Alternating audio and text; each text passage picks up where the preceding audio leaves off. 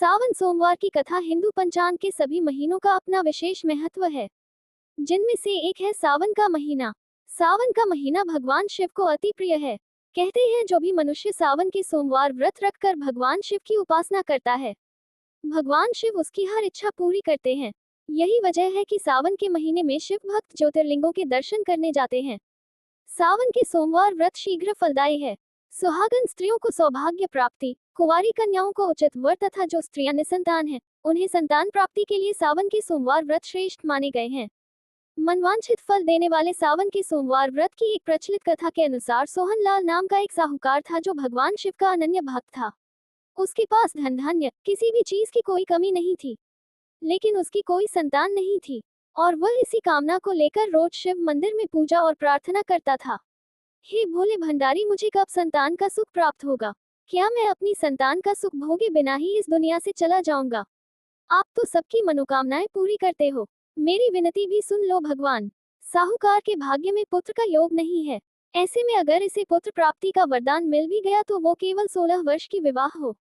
उसी रात भगवान शिव ने स्वप्न में सोहनलाल को दर्शन देकर उसे पुत्र प्राप्ति का वरदान दिया और उसके पुत्र के 16 वर्ष तक जीवित रहने की बात भी बताई। जब सोहनलाल स्वप्न से जागा, हे शिव शंकर, आपने एक तरफ मुझे पुत्र देकर संतान का सुख दिया और दूसरी तरफ पुत्र अल्पायु हो गई, यह मेरे जीवन का सबसे बड़ा दुख। मैं ये कैसे छुपा कर रख पाऊंगा? पर मेरी भक्ति में फिर भी कोई कमी नहीं आएगी। आपके द्वारा दिया वरदान मुझे मंजूर है प्रभु। सोहनलाल पहले की तरह सोमवार का विधिवत व्रत करता रहा। कुछ महीने पश्चात उसके घर अति सुंदर पुत्र उत्पन्न हुआ। पुत्र के जन्म से सोहनलाल के घर में खुशियां आ गई। बहुत धूमधाम से पुत्र जन्म का समारोह मनाया गया। पुत्र का नाम शिवाय रखा गया। धीरे धीरे शिवाय 12 वर्ष का हुआ तो सोहनलाल को भगवान शिव की कही बात याद आने लगी।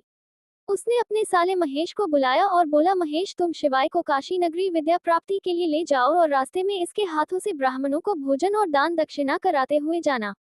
ठीक है जीजा जी, मैं कल प्रातः ही शिवाय के साथ काशी के लिए प्रस्थान करता हूँ। आप शिवाय को मुझसे दूर क्यों भेज रहे हो? जी भाग्यवान, हमारे पुत्र के लिए यही उचित है। सोहनलाल ने पत्नी को किसी तरह समझा बुझा दिया। अगले दिन महेश शिवाय को लेकर यात्रा पर निकल पड़ा। लंबी यात्रा के बाद शिवाय और महेश एक नगर में पहुंचे। उस नगर के राजा की कन्या के विवाह की खुशी में पूरे नगर को सजाया गया था। निश्चित समय पर बारात आ गई, लेकिन वर का पिता अपने बेटे की एक आंख से कान होने के कारण बहुत चिंतित था। उसे इस बात का भय सता रहा था कि राजा को इस बात का पता चलने पर कहीं वह विवाह से इनकार ना कर दे, इससे उसकी बदनामी होगी। उसकी नजर शिवाय पर गई। ये लड़का मेरे पुत्र की उम्र का है और इस नगरी में नया है, कोई इसे नहीं जानता। क्यों ना इस लड़के को दूल्हा बनाकर राजकुमारी से विवाह करा दूं। विवाह के बाद इसको धन देकर विदा कर दूंगा और राजकुमारी को अपने नगर में ले जाऊंगा। वर के पिता ने इसी संबंध में शिवाय और महेश से बात की।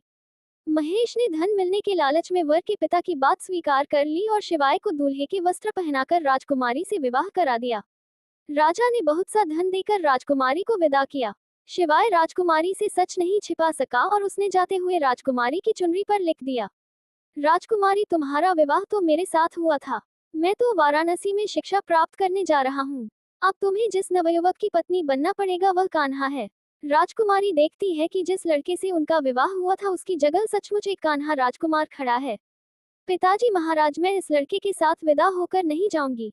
मेरा विवाह तो किसी और के साथ हुआ है जो अपनी विद्या पूरी करने वाराणसी गए हैं। राजा ने सब बातें जानकर राजकुमारी को महल में रख लिया। उधर शिवाय अपने मामा महेश के साथ वाराणसी पहुंच गया। शिवाय ने गुरुकुल में पढ़ना शुरू कर दिया।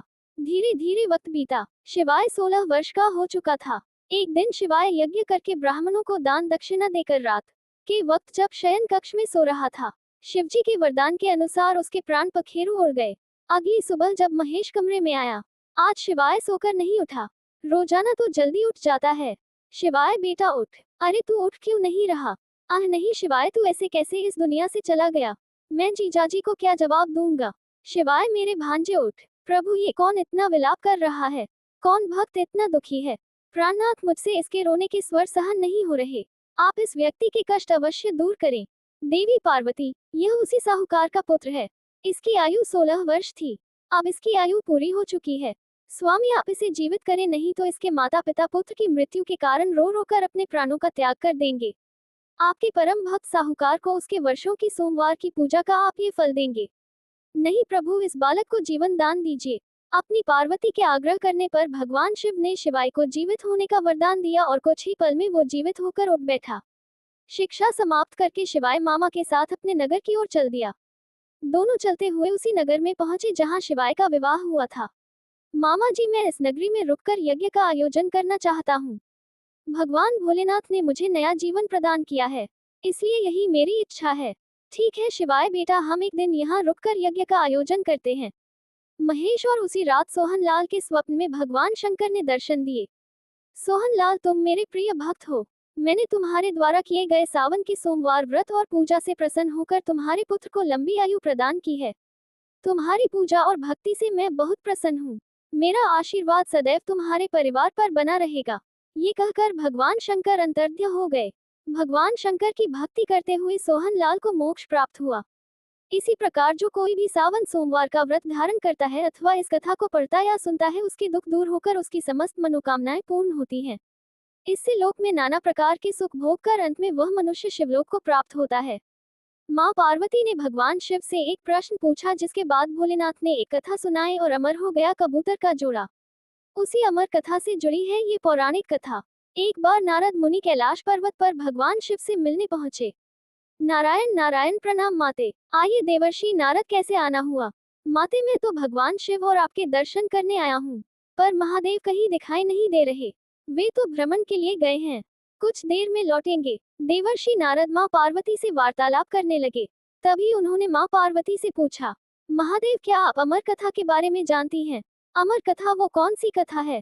उसके बारे में तो मैं नहीं जानती। नारायण नारायण, माते, जब भगवान भोलेनाथ आएंगे तब आप उनसे इस बारे में पूछना। अच्छा माते, मैं चलता हूँ। नारायण नारायण, पार्वती माता सोच में पड़ गई कि ऐसी कौन सी कथा है जो स्वामी ने मुझसे नहीं कही। तभी भोलेनाथ कैलाश पर लौट आते हैं। माता पार्वती उनसे इस बारे में चर्चा करती हैं। प्रभु, आपने मुझे कभी अमर कथा के बारे में क्यों नहीं बताया? मुझे आज और अभी अमर कथा सुननी है। ठीक है देवी, मैं आपको आज अमर कथा सुनाऊंगा, परंतु उसके कुछ नियमों का पालन आपको करना पड़ेगा। अमर कथा के दौरान आपको एक क्षण के लिए भी सोना नहीं है। आप बीच बीच में हुंकार भरती रहना, ताकि मुझे आभास रहे कि आप कथा सुन रही हैं, क्योंकि मेरे नेत्र भी उस क्षण बंद रहेंगे। ठीक है स्वामी, मैं ऐसा ही करूंगी।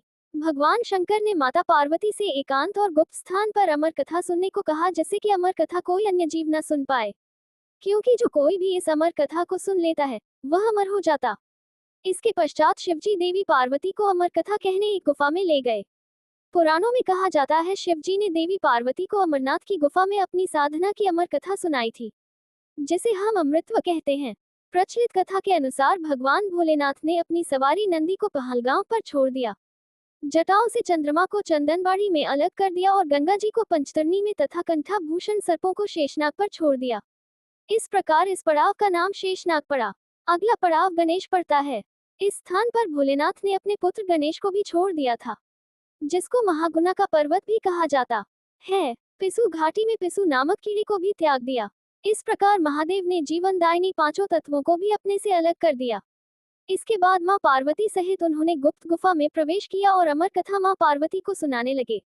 शिव शंभु शंभु पर कथा सुनते सुनते देवी पार्वती को नींद आ गई और वह सो गई, जिसका शिव जी को पता नहीं चला। भगवान शिव अमर होने की कथा सुनाते रहे। उस समय दो सफेद कबूतर शिव जी से कथा सुन रहे थे और बीच बीच में गूं गूं की आवाज निकाल रहे थे। शिव जी को लगा कि माता पार्वती कथा सुन रही हैं और बीच बीच में हुंकार भर रही हैं। इस तरह दोनों कबूतरों ने अमर होने की पूरी कथा सुन ली थी।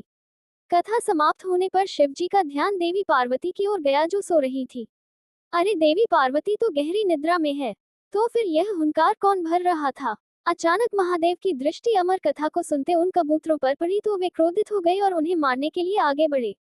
मेरे क्रोध से तुम दोनों को कोई नहीं बचा सकता, तुम्हें इसका दंड अवश्य मिलेगा। हे प्रभु, हमें क्षमा कीजिए, हमने अनजाने में ही भूल की, पर हमने आपसे अमर होने की कथा सुनी है। यदि आप हमें मार देंगे तो अमर होने की यह कथा झूठी हो जाएगी। इस पर भगवान शिव का क्रोध शांत हो गया। प्रभु, इन दोनों का इसमें कोई दोष नहीं। मैं गहरी निद्रा में सो गई थी, मैंने आपके आदेश का पालन नहीं किया, इसलिए इन दोनों को क्षमा कर दीजिए। भगवान शिव जानते थे कि अनजाने ही सही, पर कबूतरों ने अमर कथा को सुन लिया था, इसलिए वे दोनों अमर हो चुके हैं। इस पर महादेव ने कबूतरों को जीवित छोड़ दिया। भगवान शिव के आशीर्वाद से वो कबूतर का जोड़ा अजर अमर हो गया। कहते हैं आज भी इन दोनों कबूतरों का दर्शन भक्तों को इस गुफा में प्राप्त होता है और तब से यह गुफा अमर कथा की साक्षी हो गई व इसका नाम अमरनाथ गुफा के नाम से प्रसिद्ध हो गया।